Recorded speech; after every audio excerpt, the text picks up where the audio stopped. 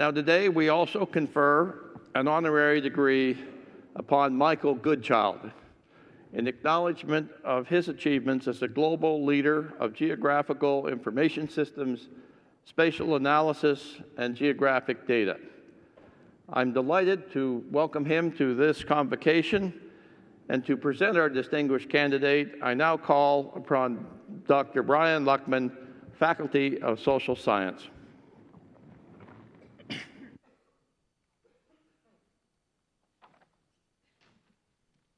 Michael Goodchild, could you stand, please?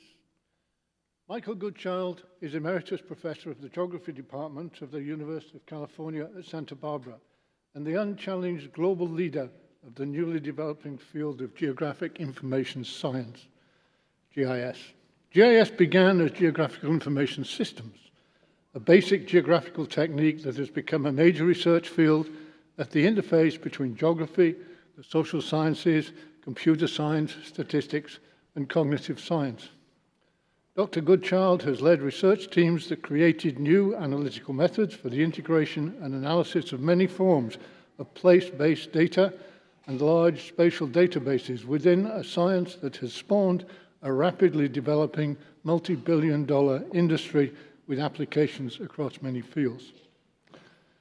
The quality and innovative nature of his work has led to his unique standing as an elected member of the U.S. National Academy of Sciences and the American Academy of Arts and Sciences, a foreign fellow of the Royal Society of Canada, a corresponding fellow of the British Royal Academy, a recipient of the Founders Medal of the Royal Geographical Society, which has previously been given to, amongst others, David Livingstone, David Attenborough, Jacques Cousteau, and Louis Leakey, and a recipient of the Prix Vaudin-Lude, the Nobel Prize of Geography. He's published more than 500 papers, generated over $55 million of research funds, and graduated 27 PhDs, 13 of whom are from Western, and 30 master's students, many of whom now teach GIS at universities across North America. Mike was born in Somerset, England, went to Taunton School and won an open scholarship to Downing College, Cambridge, where he earned a first in physics in 1965. His enthusiasm for caving took him to McMaster University for his doctorate in karst geomorphology. At McMaster, he also developed interests in computing, spatial statistics, and GIS. Joining the geography department at Western in 1969, he taught his first GIS course in 1972 and was the youngest head of department between 1982 and 1985. While at Western, together with academic and government colleagues across Canada, the US, and overseas, he developed new techniques, theory, and research applications of GIS and spatial modeling. In 1987, the US National Science Foundation invited proposals to develop a national center for GIS. Mike was recruited by the geography department at Santa Barbara and joined the successful consortium that became the U.S. National Center for Geographical Information and Analysis. He became its director in 1990 and led their research activities and many groundbreaking proposals over the next 20 years. Initially, GIS was a technical field within geography that has developed into a theoretical interdisciplinary field relating the nature, capture, and manipulation of geographic data, working with large data sets, fuzzy logic, fractals, and many types of data. To reflect these developments, Mike formally rechristened it Geographical Information Science in 1992. Subsequently, he has led many innovative projects involving remote sensing, open access to data, crowdsourcing, and creating maps using volunteered geographical information from individuals using the internet and even cell phones. This has also led into discussions of ethics and privacy concerns with these data. The increased capacity and speed of computers has accelerated the development and applications of GI science. Throughout this period, Mike has effectively engaged a large academic and non-academic community in teaching and investigations that utilize spatial thinking and GI science.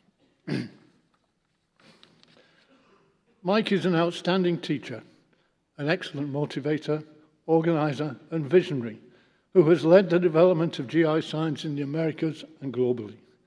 Mr. Chancellor, on behalf of the Vice-Chancellor and in the name of Senate, I ask you to confirm the degree of Doctor of Science honoris causa upon Michael Frank Goodchild.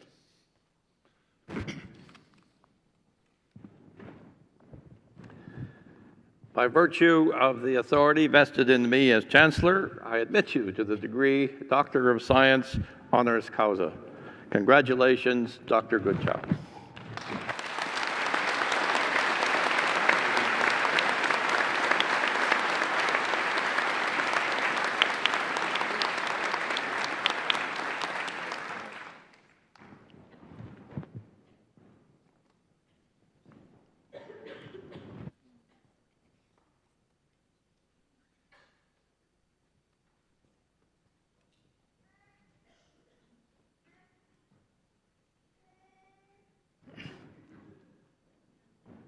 On behalf of all assembled here today, I shall now like to invite our newest alumnus, Dr. Michael Goodchild, to address Convocation.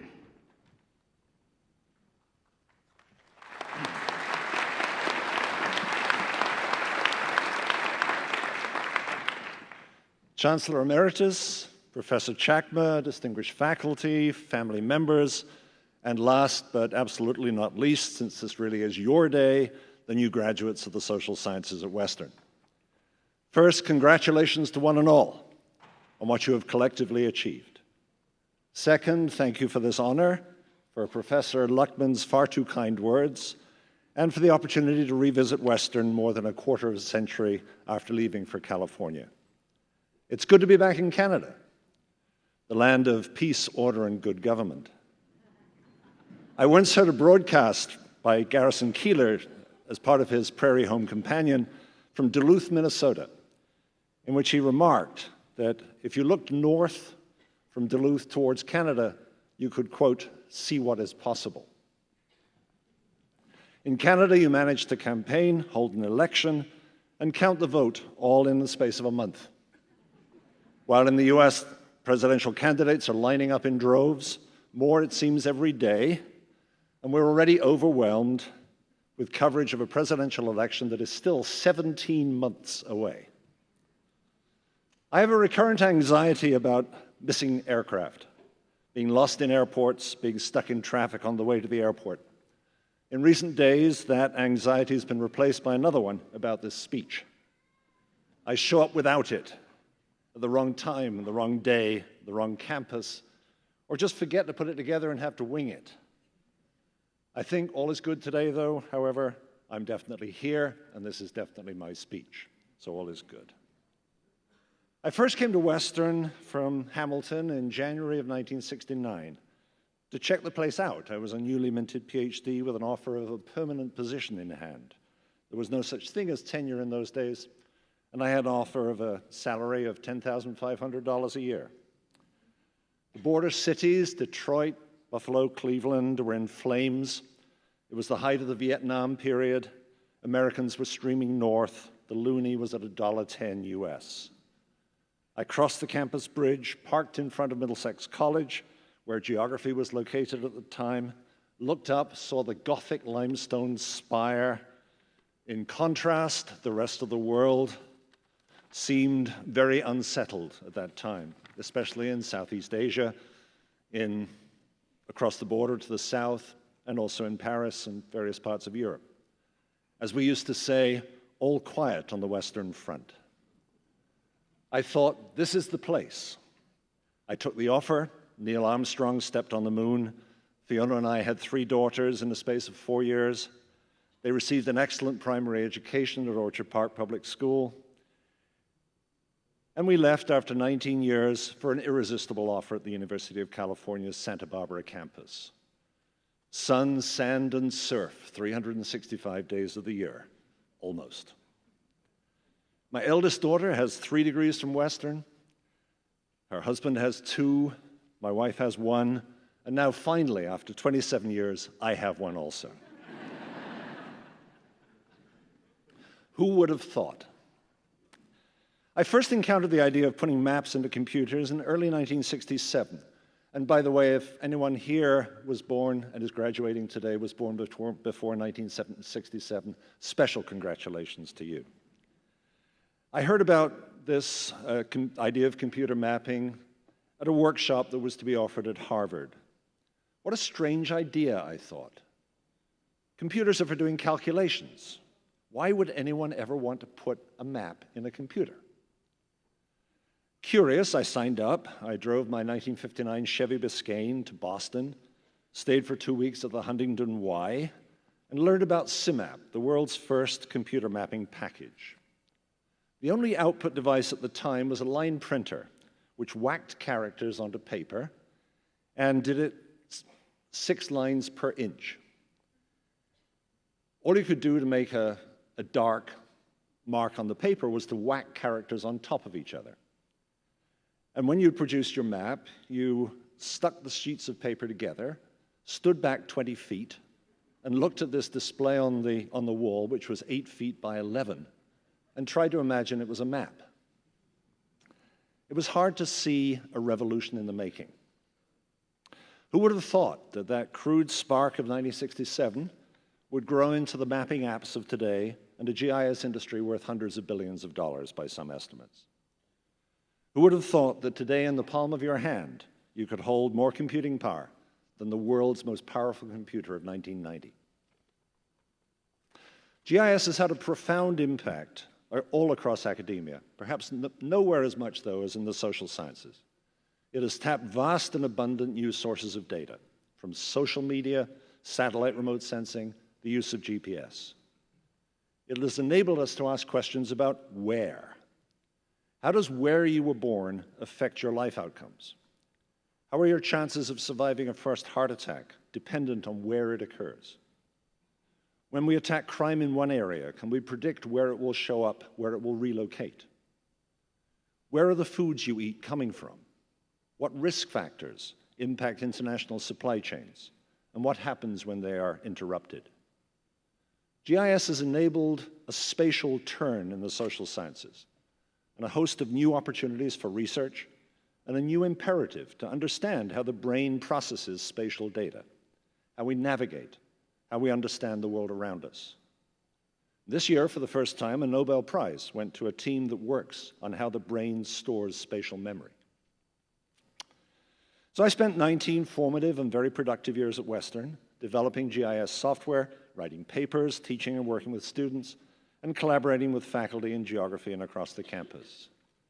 I used early versions of GIS to advise on the route of Highway 402 around London and power lines from the Bruce Nuclear Generating Station, to help the London Separate School Board develop a 20-year plan for its elementary school locations, to locate Wendy's restaurants in the West Island of Montreal and Petro-Canada stations in Toronto, to solve the problem of what to do with wastewater in the Petrolia oil field, and to help the London Fire Department deal with the mysterious number of false alarms, mostly false, that appear to be coming from a particular area, high-density area of North London. None of this was planned. None of it could have been anticipated. It was all a matter of responding to opportunities as they arose. It was both innovative and useful, and a good fit, I think, to the Western motto of veritas et utilitas. Looking back, I realized that very little of my life has been planned. At Cambridge, it was customary for undergraduate physics students to have an exit interview with the Cavendish professor, who at that time was Neville Mott, later Sir Neville and winner of the 1977 Nobel in Physics. I'd spent much of my spare time at Cambridge exploring caves in various parts of the British Isles. I described my plan to enter the PhD program in geography at McMaster to study, what else? Caves. He cogitated for a while, looked me in the eye, and then said, "What a curious career. Well, I do wish you luck." I don't think much planning went into having our 3 daughters, and I still find it hard to believe that all 3 have doctorates, and between them have given us 7 grandchildren, 4 of whom are here today. Who would have thought? So here are a few words of advice. Take them for what they're worth. The first is me speaking as a geographer. Engage the world. Don't block it out. I always ask for a window seat in an airplane, and I always keep the shade up, figuring that the view is worth the reduced access to the toilet. Travel as much as you can, because the world at first hand is reality. And right now, the opportunity for travel is better than it has ever been. GIS gives a wonderfully rich view of the world, but I've learned that often what is most important and what is most interesting is what, in fact, the GIS does not tell you, what you can only learn by being there, by visiting the place firsthand. Second, say yes often. Carpe diem and all that. Seize the opportunities that come. Take risks, knowing that you will never be in a position to make a rational decision about an unknown and unknowable future. Third, keep your mind active. Resist the temptation to rely on calculators, spell checkers, driving directions, and all the other helpful apps. Use them to augment your mind rather than replace it. Your mind is a beautiful thing. Celebrate it and challenge it, as you've had it challenged here at Western, to keep it active and engaged. Above all, make a habit of focus. The modern world offers an endless series of possible activities and distractions. Figure out what kinds of activities fit what settings. What can you usefully do, for example, when sitting alone for long hours in an airplane? Block time for email. Don't let interruptions spoil your focus. I've often tried to identify the settings that I find most stimulating of new ideas, when the mind begins to wander creatively. This is obviously a very personal matter, but for me, it's listening to boring sermons, and not to mention boring convocation speeches, and particularly classical music concerts. When I'm listening to Bach or Mozart, I find my mind wandering very creatively.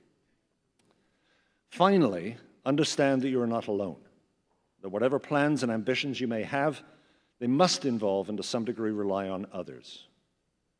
My wife Fiona's colleague Harry Kroto, who won the 1998 Chemistry Nobel for his invention of carbon-60, otherwise known as the buckyball or Buckminster fullerene, likes to tell a story you may well have heard in a similar form, but I hope you'll excuse me repeating it here, about a recent Nobel Prize winner who was driving to the airport with his partner on their way to the ceremony in Stockholm. He stopped at a gas station, went inside for a while, and when he came out, his partner was just finishing a conversation with another man. "Who was that?" he asked.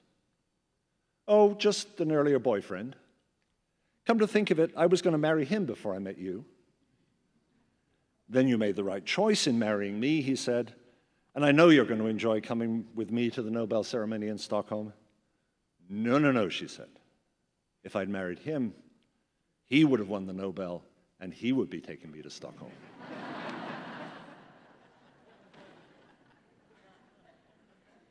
So thank you again for the award of this honorary degree. I will cherish it and add it to my many other memories of London and Western. And congratulations again to the class of 2015. Thank you.